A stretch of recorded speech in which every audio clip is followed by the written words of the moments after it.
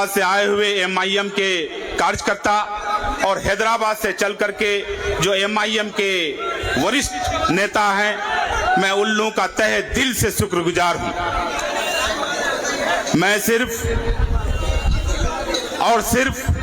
आज जो एमआईएम में ज्वाइन किया हूं, हमारे सदर जनाब असदुद्दीन ओवैसी साहब का जो तकरीर था पार्लियामेंट में बिल फाड़ने का जो काम किया था, उसमें प्रभावित होकर के हमने एमआईएम ज्वाइन किया। और मैं आप लोगों को यकीन दिलाना चाहता हूं कि हमने जब कांग्रेस में रहा तो डंके के चोट पर रहा, और मैं आज ऐलान करता हूं कि मैं एमआईएम में भी अब रहूंगा तो डंके के चोट पर रहूंगा। और मैं आप लोगों से दुआ का दरखास्त करता हूं कि हमारा अगर लाश उठे तो इसी झंडा के तले लाश उठे। अगर कोई सोचता है कि ये पार्टी बदल देगा, तौसीफ आलम दोस्ती भी खुल के करता है तो दुश्मनी भी खुल के करता है। इसीलिए हमने असदुद्दीन ओवैसी साहब से दोस्ती किया है तो खुल के दोस्ती करेंगे इंशाअल्लाह। आज हमारे देश के प्रधानमंत्री कहते हैं कि हमारे देश में मुसलमान पंचर बनाते हैं। मैं चाय वाला का बेटा से कहना चाहता हूं, किसी पर उंगली उठाने से पहले अपने गिरिमा में झांक के देखिए, तुम भी स्टेशन में चाय बेचता था। अगर आज हम पंचर बनाते हैं तो कल का दिन आपको भूलना नहीं चाहिए। और मैं उस दिन कहा था किशनगंज में कि मैं ज्यादा तो पढ़ा लिखा नहीं हूं, लेकिन मैं मंच में आके कहता हूं कि मैं मैट्रिक तक पढ़ा लिखा हूं, मेरा डिग्री दिखाने के लिए मैं तैयार हूं। लेकिन हमने उस दिन कहा था कि अनपढ़ प्रधानमंत्री, क्यों कहा था? आज तक वो डिग्री नहीं दिखाने का काम किया है हमारे माननीय प्रधानमंत्री जी। इसीलिए मैंने कहा था कि आप अनपढ़ प्रधानमंत्री हैं। और हमने तरीपार जो हमारे जो गृह मंत्री बन के हैं, मैं उनका कुर्सी को सलाम करता हूं, लेकिन जो कुर्सी पर बैठे हुए हैं उसको मैं थूकता हूं, उसका काम काज करने का जो अंदाजा है। आपने 3 तलाक हमारे माथे पर थोपा, आपने हमसे बाबरी मस्जिद छीन ली, आपने धारा 370 का धारा खत्म कर दिया, आज हमारे ऊपर काला कानून वक्फ संशोधन बिल आज पास कर दिया। हम नहीं मानेंगे, हम नहीं मानेंगे। 30 करोड़ मुसलमान हिंदुस्तान का नहीं मानेंगे। तुम हमको कहां ले जाओगे? तुम्हारा जेल में जगह नहीं होगा। 30 करोड़ मुसलमानों को जब जेल में ले जाओगे, तुम्हारा जेल कम हो जाएंगे, कम पड़ जाएंगे। मैं वादा करता हूं असद साहब से कि आप वक्फ बिल के खिलाफ आपने झंडा उठाने का काम किया है। मैं वादा करता हूं सीमांचल वासी के तरफ से मैं आपके साथ खड़ा हूं। अगर गोली खाने का भी काम खाना करेगा तो हम लोग खाने के लिए तैयार हैं। लेकिन हम अपना कब्रिस्तान छीनने नहीं देंगे, हम अपना मदरसा छीनने नहीं देंगे, हम अपना मस्जिद छीनने नहीं देंगे, हम अपना ईदगाह छीनने नहीं देंगे।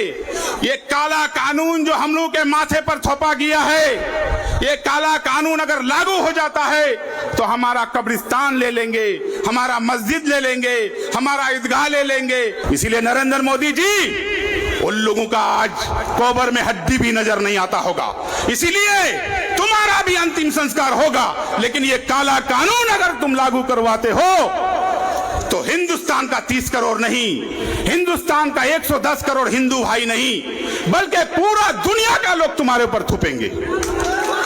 और ऐसे ही हम छोड़ने वाले नहीं हैं। जब देश आजाद हुआ था तो 65,000 मुसलमानों ने जान गंवा करके हमारा इस देश को आजाद किया है।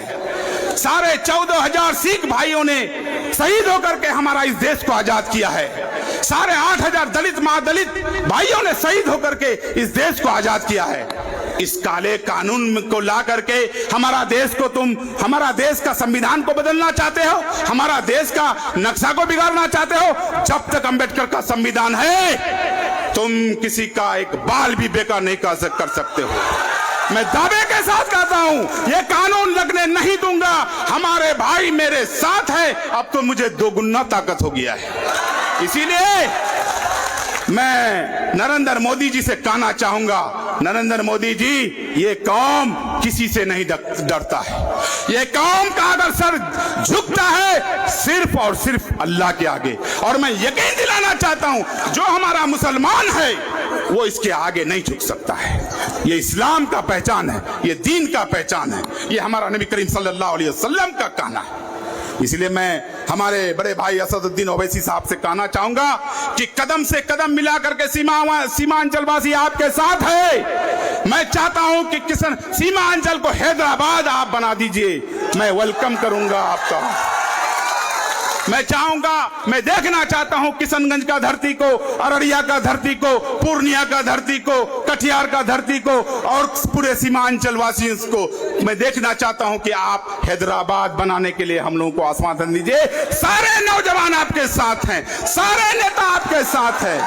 और कौन भागा, कौन चला गया, जिसका औकात कुछ नहीं था, यही राजद के टिकट पर 5100 वोट लाया था। और यही जीतने के बाद अब क्या कहते हैं कि ये एमआईएम पहले दंगाई पार्टी है। अरे बेवकूफ, जिस झंडा के तले तुम आज विधानसभा में जाकर के बैठते हो तो इसी का मेहरबानी है कि तुम जाकर के विधानसभा में बैठते हो, नहीं तो तुम्हारा कोई हैसियत नहीं था। कौन नहीं जानता है कि राजद के पास जाके बिक गए हो। बहादुर इनका विधानसभा जानता है कि पहले एक भी पोस्टमार्टम नहीं होता था, आज तो कब्रिस्तान से भी लाश उठता है। कौन नहीं जानता है तुम्हारा कारनामा। इसीलिए मैं यकीन दिलाना चाहता हूं भाइयों और दोस्तों, अगर हमारा 4 टर्म का कार्यकाल में कोई गलती हुआ है तो मैं उसके लिए माफी चाहता हूं, लेकिन ऐसे शख्स को उखाड़ के फेंकना है। और असदुद्दीन ओवैसी साहब का हाथ मजबूत करके हम लोगों को इस जिला में नहीं बल्कि इस सीमा अंचल में हम लोगों को हैदराबाद बनाना है।